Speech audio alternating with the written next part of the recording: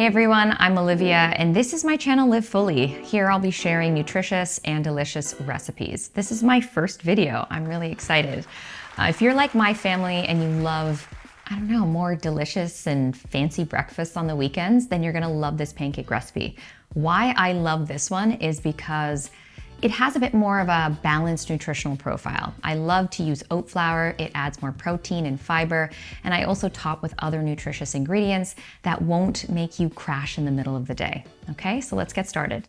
Okay, so you're gonna start off with your dry ingredients first. Get a nice large bowl, add 1 1/4 cup of oat flour. Oat flour has a lot of soluble fiber. It's great for digestion, keeps you fuller longer.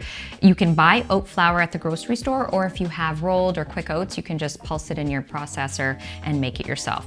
Then you're gonna add 1 teaspoon of baking powder, 1/2 teaspoon of baking soda, 2 teaspoons of cinnamon, and a pinch of salt. And whisk that all together.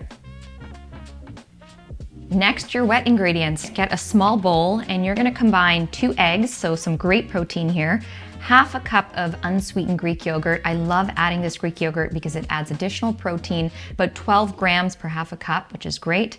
You're gonna add 2 tablespoons of applesauce, unsweetened, just to give it a bit more sweetness, but not too much, and it thins out the batter a little. 1 teaspoon of vanilla, 1 teaspoon of apple cider vinegar or some kind of acid like lemon juice, which when combined with the dairy and the baking soda reacts and creates some nice fluffy pancakes. 2 tablespoons of olive oil, and then I like to thin out the batter with a bit of dairy or non-dairy milk. I have unsweetened almond here, but you can use whatever you have in your fridge. So now you're gonna combine the wet and dry ingredients together. It might seem like a lot of liquid, but oat flour and the Greek yogurt tends to thicken quite a bit. So you want a little bit more liquid than normal. And as it sits, it's actually gonna get more and more thick. You don't wanna over mix. I think that's good.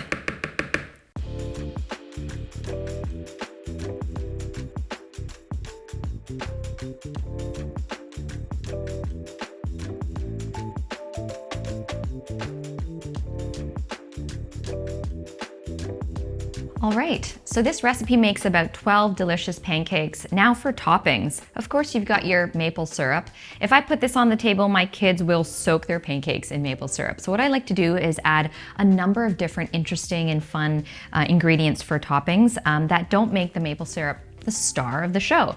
I also like to create a plate where the pancakes aren't the star. You want a nice balanced plate with some protein. I've got eggs here. I've got some fresh fruit. I love berries, any kind of berry, raspberries, blueberries, blackberries. They're full of antioxidants and they're not as sweet as other fruits. So we've got here our pancakes. We've got our delicious blueberry chia, which I'm gonna just put on top. It's lovely. And then I've also got some applesauce, and I like to add some flaxseed powder on it. It really helps with the digestion and it makes it nice and sweet. And then I always have nut butter or a mix of nuts and seeds. I've got pumpkin seeds in here, hemp seeds, walnuts, pecans, almonds. They add really great omega-6s and healthy fats to your meal. If you are allergic to nuts, you can skip it altogether. Hope you enjoyed this recipe. Stick around, I'll be sharing much more, so hit the subscribe button. And of course, if you've tried this recipe, let me know how it goes. I'd love to hear your comments and feel free to share your go-to weekend recipe.